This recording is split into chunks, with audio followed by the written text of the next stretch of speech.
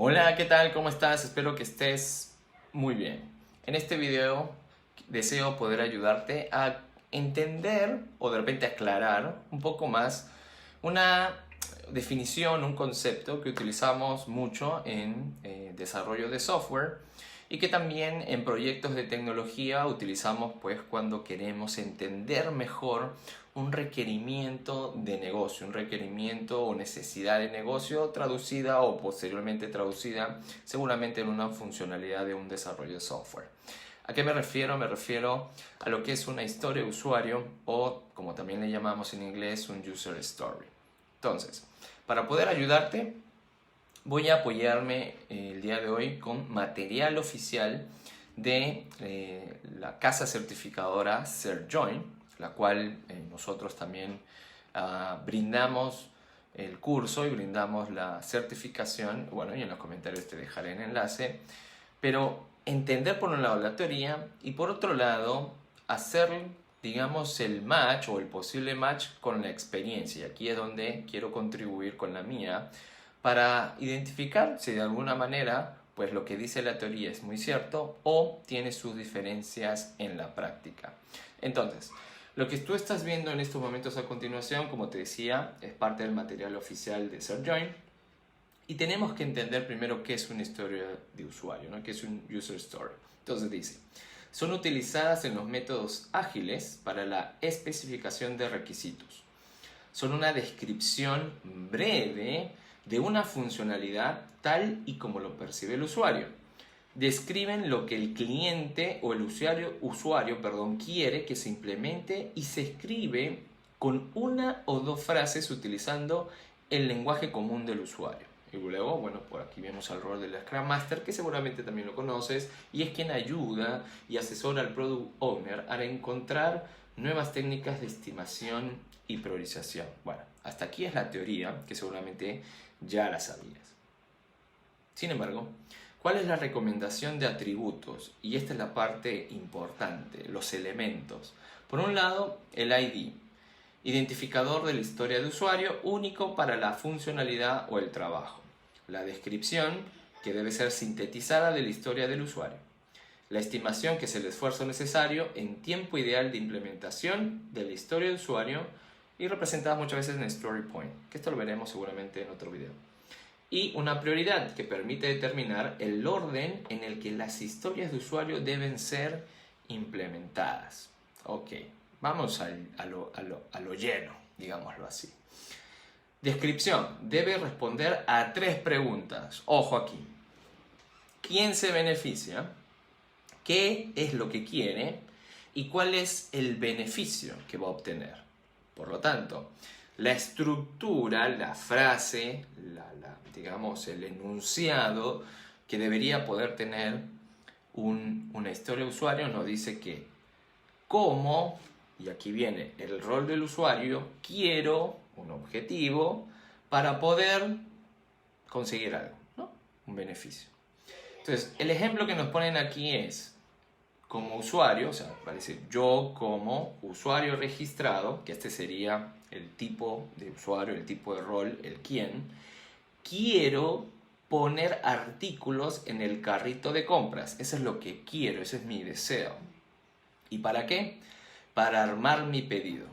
Digamos que, ok, perfecto, aquí está la teoría, ¿no? Entonces la teoría nos ayuda a entender como concepto, como definición, qué es la historia de usuario y cómo deberíamos componerla. Ahora, uno cuando lo lee, uno cuando lo revisa, pues aparentemente es fácil, ¿no? Aparentemente es bastante sencillo de poderlo entender y en el momento en el que ya estás, por ejemplo, en el planning meeting, ¿no? O si no utilizas esos nombres o ceremonias, utilizas otros, pero cuando llega el momento de la planificación y la estimación, te vas a enfrentar justamente a poder definir los user stories. Entonces, ¿cómo es que hoy por hoy tú lo abordas? Seguramente, si eres alguien que digamos, está teniendo un rol participativo con no mucha experiencia, te vas a topar, digámoslo, con diferentes retos en que vas a tener que enseñar a las personas que están conformando tu equipo a que lo entiendan de la mejor manera y que en el mejor de los casos, ¿no?, estos vayan aprendiendo de manera progresiva en el camino. Y está bastante bien. Si ya tienes experiencia en el campo, seguramente ya le habrás dado alguna ligera o mucho más amplia variación a la definición. Porque, te lo digo desde mi experiencia y la experiencia de otros colegas, no necesariamente lo que dice la teoría se aplica a la práctica. Nos ayuda la teoría para, digamos, tener el contexto, tener la estructura teórica, pero luego, cuando te vayas a enfrentar a tus diferentes equipos de trabajo, que recuerda, se componen de personas, entonces la cosa aquí cambia un poco. A ver, te lo digo de esta manera. De acuerdo al ejemplo, nos dice que como usuario registrado, como usuario registrado, digamos en este momento se interprétalo como el rol, ¿sí? El usuario registrado. Y como leímos en todo el apartado, aparenta ser un e-commerce, porque este usuario registrado lo que quiere es poner artículos, ¿no?, o productos en el carrito de compras. ¿Para qué? Para armar mi pedido. Y está bien, digamos que ese es un escenario. Ahora, ese escenario tiene varias variantes, varios otros escenarios, otras situaciones que dependerá del tipo de usuario o del tipo de rol, dependerá qué es lo que quiere y para qué lo quiere. Si, por ejemplo, mantenemos el usuario registrado, que es un cliente que imaginemos tiene una cuenta en ese e-commerce, lo que quiere es poner artículos en el carrito de compras. Perfecto, digamos que le pica a uno de los productos para poderlo ingresar o que se adicione en su carrito de compras. Pero el beneficio o el para qué puede cambiar. Por ejemplo, en este caso y en este ejemplo era para armar su pedido. En otros casos, por ejemplo, un cliente lo que quiere agregar es un producto, porque si agrega ese producto podrá obtener promoción de ese producto. Por ejemplo, compra 2 productos X y te llevas uno gratis. Otro usuario, igual registrado, quiere también poner su artículo en el carrito de compras, pero para otro propósito, para otro beneficio. Por ejemplo, lo que él como cliente desea es agregar los productos para poder ver en el carrito el resumen del total o el subtotal que estaría por pagar. Esa es otra necesidad, otro beneficio. Y otro usuario, por ejemplo, ¿sí?, quisiera agregar esos productos al carrito porque sabe de que hay una promoción de ticket global, ¿no? Llévate tanta cantidad, por ejemplo, 100 soles en tu compra y te regalamos un vale de 50 soles. Bueno, sí, soles hablo porque estamos en Perú, pero imaginé, $100 y te ganas un vale de $20 o tienes rebajas en estos productos, lo que fuera. ¿Qué quiero decir con esto? Lo que quiero decir con esto es que muchas veces, en mi experiencia y la de otros colegas, cuando se empiezan a definir historias de usuario, lo adecuado es que en efecto sea el área de negocio quien lo indique, quien lo pueda describir, quien lo pueda contar. ¿Qué es lo que usualmente sucede en la mayoría de proyectos o en muchos proyectos? Es que el usuario tiene un espacio para poder contarte, pero no te cuenta bajo esa estructura, simplemente te cuenta su proceso, ¿sí? O recaba información, por ejemplo, en este caso de los clientes, y trae cierta información para podértela brindar, para podértela decir. Finalmente, dado que muchas veces el usuario de negocio no tiene identificado este tipo de definiciones o este tipo de estructuras, él o ella te lo va a contar a su modo. Y tú lo que vas a hacer es recepcionar la información y luego tratar de interpretarla, lo cual está bastante bien. Sin embargo, no está seguramente del todo completo, porque al momento en que vayas a empezar a armar tus historias de usuarios, si ya tienes la experiencia, por ejemplo, en un e-commerce y sabes de que hay promociones o sabes de que hay diferentes necesidades de un usuario o de un cliente para poder agregar productos a su carrito, entonces harás las preguntas de que, oye, ¿y habrán escenarios como este? Oye, ¿y habrán escenarios como los otros? Pero, ¿qué pasa cuando no tienes esa claridad? Lo que va a ocurrir es que vas a tener historias de usuarios con escenarios muy genéricos. Lo malo de ello es que luego cuando ya pasan al desarrollo, pues al final no va a cumplir la expectativa. Ojo, independientemente que luego esté el product owner, que venga para revisar, que venga para ajustar, que venga para definir. Si en tu organización, hoy por hoy, pueden manejar de manera adecuada todos estos gaps, digámoslo así, de análisis de situación, de análisis de escenario, de análisis de necesidades, y hay, digamos, un hábito, una costumbre de poderlos ajustar, enhorabuena.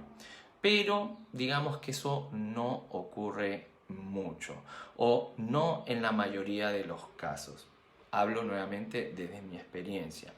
¿Cuál es la sugerencia aquí? La sugerencia, por un lado, es que en efecto, la teoría nos va a ayudar a entender de qué trata, a entender de qué manera se estructura. Como hoy por hoy lo vimos, ¿sí? En la PPT es bastante sencillo de entender, pero la aplicación para que sea totalmente correcta o esté totalmente completada, ahí es el gran reto que tenemos los que participamos en este tipo de proyectos. Entonces, claro, uno dirá, José Arturo, pero justo hablaste de la experiencia. Y la experiencia, pues cuando, digamos, eres nuevo o estás recién recorriéndola, la experiencia se gana justamente cayéndose, justamente teniendo, digamos, o cometiendo errores para poderlas corregir. Y nuevamente estoy totalmente de acuerdo con ello. No obstante, la sugerencia, y aquí ya viene para los tomadores de decisiones o para los project managers o para los, digamos, gerentes y dueños de negocio, es que en este tipo de proyectos que son muy ambiciosos y también de gran inversión, deben poderse asegurar de que puedan contar dentro del equipo de proyecto, ya sea interno del negocio como del lado de los partners o proveedores, gente que ya haya tenido esta experiencia. Lógicamente todo el mundo te va a decir que sí, pero también hay que tener este criterio y análisis para ir dándose cuenta si la cosa no va funcionando del todo bien. Listo. ¿Qué es entonces lo que hemos visto en este resumen? Por un lado, hacer hincapié de que la teoría es bastante importante porque eso nos da el conocimiento homogéneo para que todos estemos alineados. No obstante, la experiencia y el recorrido y, digamos, también las capacidades, competencias que tiene cada persona y esta necesidad de indagar más permitirá de que las historias de usuario o los user stories sean los más completos posibles. Ojo, ni hemos llegado a cómo hoy por hoy se estiman. Lo veremos esto seguro en otro video. Pero aquí lo importante es que te quedes con el mensaje, uno, de la teoría, pero lo más importante, de la práctica. ¿De acuerdo? Listo. Espero que te haya gustado este video. Sabes que puedes seguirme en mis diferentes redes sociales. Lo verás por acá arriba o por acá abajo, dependiendo de dónde nos estás viendo. También te dejo el enlace del curso que tenemos en nuestra página de e-commerce de Scrum Master con la casa certificadora de ShareJoin, la cual al adquirirla también tendrás de 2 horas de consultoría o asesoría de mi parte para que te pueda ayudar justamente en esta, digamos, resolver tus dudas que tengas de la teoría, pero creo lo más importante, ayudarte con base a la experiencia de cómo podrías continuar tus siguientes proyectos. Al final, digamos, tú tomas la decisión y es bueno cometer esos errores para que continúes mejorando. Un fuerte abrazo y conmigo será hasta otra oportunidad. Nos vemos.